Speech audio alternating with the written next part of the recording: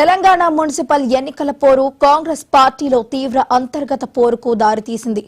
నామినేషన్ల ఉపసంహరణకు ఇవాళ మధ్యాహ్నం 3 గంటల వరకే గడువు ఉండటంతో రెబెల్స్ ను బుజ్జగించడం అధిష్టానానికి కష్టంగా మారింది. రాష్ట్ర వ్యాప్తంగా పాత కొత్త నేతల మధ్య విభేదాలు భగ్గుమంటున్నాయి. ముఖ్యంగా జగిత్యాల, గద్వాల, పటాన్చెరు వంటి నియోజకవర్గాల్లో నేతల మధ్య కుమ్ములాటలు పీక్స్ కు చేరాయి. పార్టీ బీ ఫామ్ దక్కని నేతలు స్వతంత్రులుగా బరిలో నిలవడంతో ఓట్లు చీలిపోతాయనే భయం హస్తం పార్టీని వెంటాడుతోంది.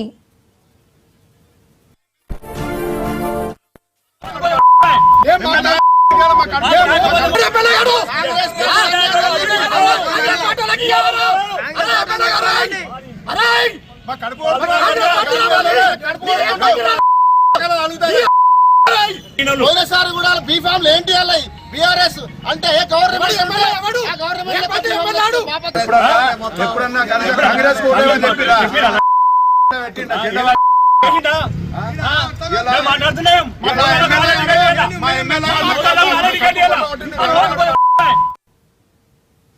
మున్సిపల్ ఎన్నికల వేళ తెలంగాణ కాంగ్రెస్ లో గ్రూప్ రాజకీయాలు రచ్చకెక్కాయి.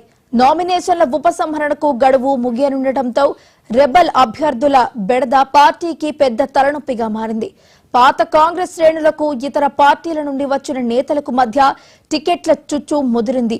జగిత్యాలలో జీవన్ రెడ్డి వర్సెస్ సంజయ్ కుమార్, గద్యాలలో బండ్ల కృష్ణమోహన్ రెడ్డి వర్సెస్ సరిత తిరుపతయ్య, బాన్సువాడలో పోచారం వర్సెస్ ఏనుగు రవీంద్రారెడ్డి మధ్య వర్గపోరు తారాస్థాయికి చేరింది.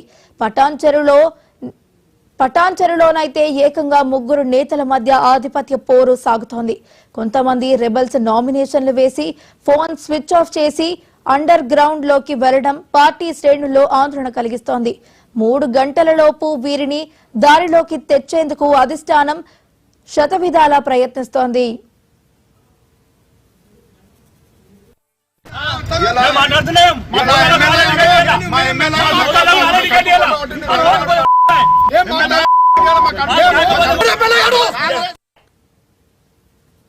అమరావతి భూ సమీకరణపై కేంద్ర